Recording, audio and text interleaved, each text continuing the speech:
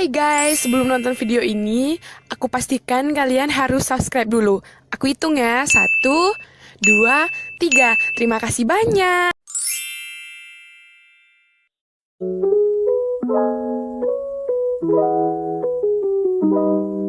Halo semuanya, selamat pagi, salam sehat, salam bahagia, dan salam cantik. Ketemu lagi sama aku Lala Christine, NPM 195082244 dari kelas manajemen 6S. Nah, di video kali ini, aku mau menjelaskan ke kalian materi nih, tentang yang pertama pengertian subbudaya, yang kedua perilaku konsumen internasional, yang ketiga subbudaya dan kaitannya dengan agama, ras, usia, dan jenis kelamin, dan yang terakhir subbudaya dan kaitannya dengan geografi dan wilayah. Oke, yang pertama kita membahas tentang kebudayaan. Kebudayaan berasal dari bahasa Sanskerta, yaitu budahaya, yang merupakan bentuk jamak dari budi, yaitu budi dan akal. Diartikan sebagai hal-hal yang berkaitan dengan budi dan akal manusia itu sendiri. Nah, yang tadi belum pengertian subbudaya ya teman-teman, ini baru pengertian subbudaya yang sebenarnya. Di mana kelompok budaya berbeda yang ada sebagai segmen yang dapat dikenali dalam masyarakat tertentu yang luas dan lebih kompleks terdiri dari bangsa, agama, kelompok, ras, dan daerah geografis di mana para anggota mempunyai kepercayaan, nilai-nilai, dan kebiasaan yang membedakan mereka dari para anggotanya. Berdasarkan analisis bagian-bagian subbudaya menunjukkan bahwa sebenarnya variabel yang terbentuk dari subbudaya demografis seperti di bawah ini.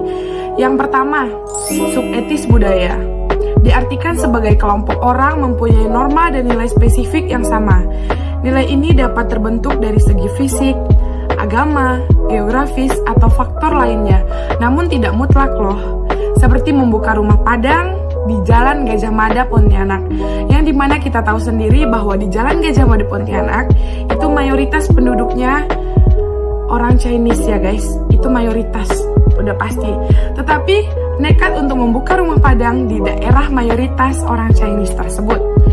Subbudaya agama, karena bervariasi sifatnya, pribadi membuka kelompok agama yang mempunyai pengaruh penting bagi konsumen suatu masyarakat. Seperti di kampung saya, mayoritas beragama Kristen. Karena hal itu, maka masyarakat di kampung saya berlomba-lomba untuk memelihara babi karena bisa dipasarkan pada hari raya besar seperti Natal, Paskah, bahkan hari-hari seperti biasanya saja mereka sudah mengkonsumsi hal tersebut dan bisa diperjualbelikan, dan hal tersebut sangat menguntungkan loh. Terus yang selanjutnya, subbudaya geografis. Subbudaya dalam bidang geografis yang mempelajari studi tentang produk budaya dan norma-norma dan variasi mereka berhubung dengan ruang dan tempat.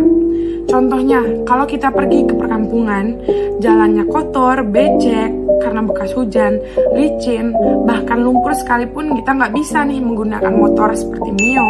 Itu pasti bakal nyangkut guys. Jadi kita harus menggunakan motor yang tinggi seperti KLX, D-Tracker, dan sebagainya. Contoh lain misalnya, kalau kita ke kebun sawit atau ke kebun manapun, kita ngangkut sawit nih, nggak mungkin kita pakai mobil jazz yang pendek, yang ceper. Itu pasti bakal nyangkut juga. Kita harus menggunakan mobil Strada dan mobil-mobil double garden yang lainnya. Oke, selanjutnya subbudaya usia. Pemasar harus berhati-hati dalam mengsegmen konsumen jika didasarkan pada usia mereka yang sebenarnya. Karena sebagian konsumen dewasa merasa mereka masih muda loh, kalau kalian tahu. Sebaliknya ada pula konsumen yang remaja yang masih kecil tapi sudah menganggap dirinya dewasa. Itu kebanyakan manusia suka terbalik-balik ya. Seperti pakaian kekinian yang dipakai oleh model-model pada usia remaja. Tapi jangan salah, semua kalangan juga berhak untuk memakainya. Seperti halnya kita mengetahui bahwa zaman sekarang nenek-nenek dan ibu-ibu banyak yang gaul-gaul abis loh, kalau kalian tahu. Banyak yang tidak mau ketinggalan zaman untuk stylenya. Mereka ingin terus memperbarui style mereka agar tidak terlihat ketinggalan zaman. Dan kebalikannya, anak muda sekarang kebanyakan nih pada malas memperhatikan stylenya. Yang penting nyaman lah dipakai di badan, ya nggak sih? Udah lah, yang penting nyaman ditengok orang, udah gitu aja. Tapi hal ini sangat disayangkan karena model yang dipakai untuk usia remaja tersebut sangat cocok untuk kalangan anak remaja.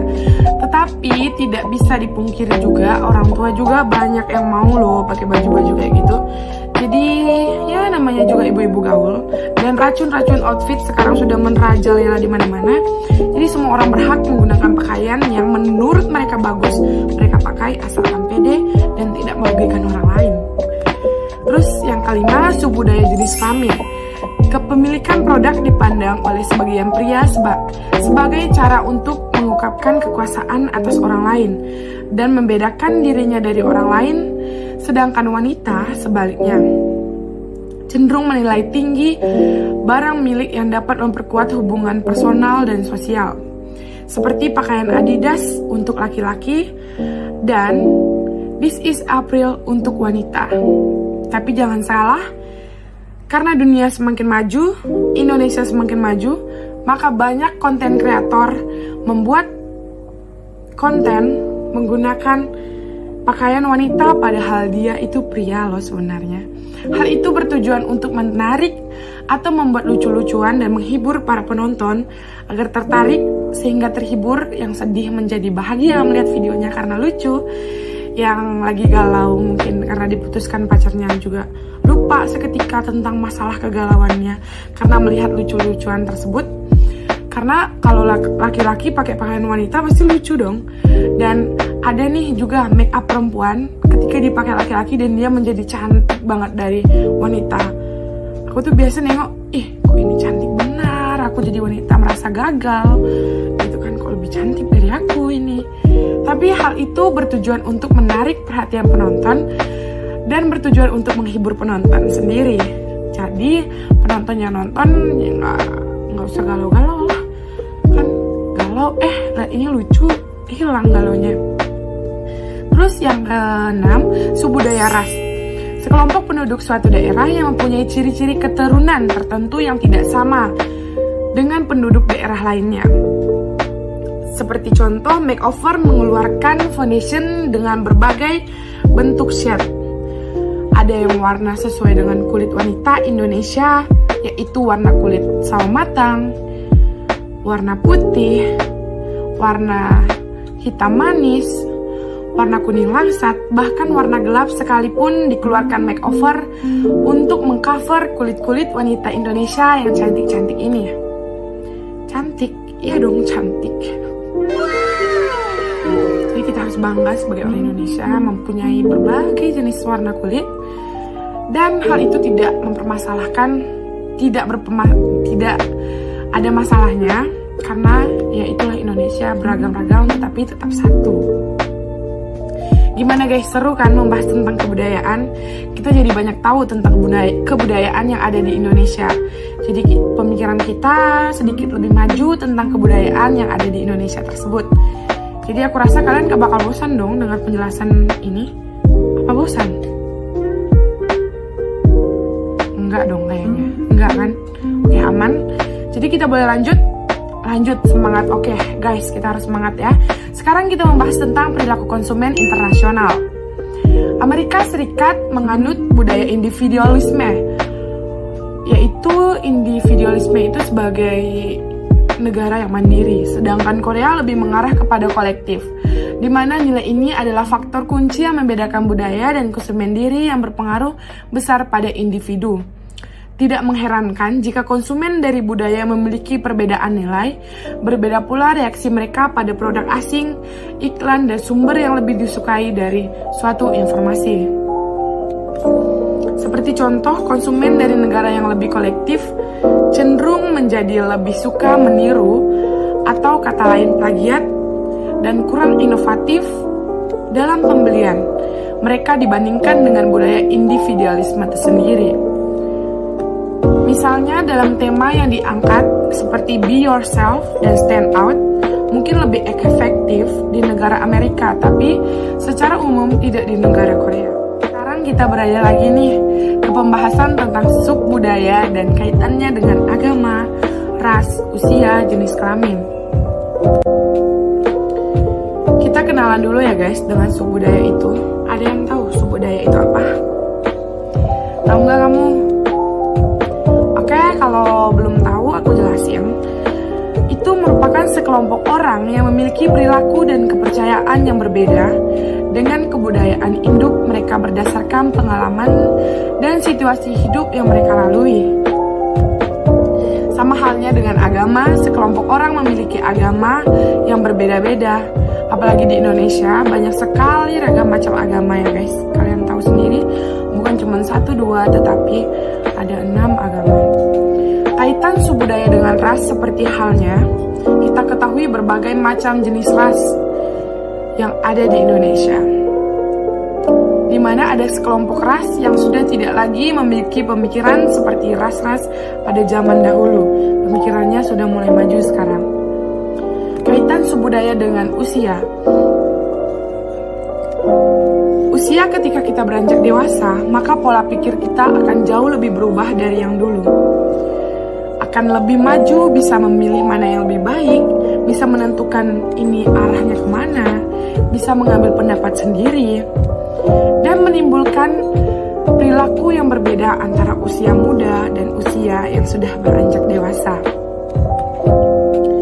Kaitan subbudaya dengan jenis kelamin secara umum, gender diartikan untuk mengidentifikasikan perbedaan antara laki-laki dan perempuan. Laki-laki dan perempuan memiliki karakteristik yang berbeda-beda serta kemampuan yang berbeda-beda. Kalau kalian tahu, gak ada nih kemampuan wanita dengan pria itu sama, beda. Dominannya laki-laki lebih kuat daripada wanita. Oke, kemampuan tersebut dapat dilihat dari perbedaan antara ekspresi wajah, suara, dan intonasi. Apakah aku boleh next? Sepertinya kalian sudah mulai bosan. Apakah masih aman semuanya, teman-teman? Aman ya? Oke, kita lanjut. Aman ya? Aman. Oke, siap, aman. Kita lanjut. Kita membahas tentang subbudaya dan kaitannya dengan geografi dan wilayah. Hal ini perlu diketahui ketika pemasar akan menentukan segmentasi pasar produknya. Dalam subbudaya ini, hal ini penting juga loh, agar pemasar dapat mengetahui pasar mana yang potensial dan sesuai dengan karakteristik produk yang akan dipasarkan, sehingga sedikit kemungkinan untuk melakukan kesalahan dan sedikit kemungkinan akan mengalami kerugian. Makanya hal ini berpengaruh penting loh buat kita dalam melakukan pemasaran, dengan menentukan wilayah geografis dan wilayah yang strategis untuk kita meluncurkan produk apa yang cocok dalam pasar tersebut.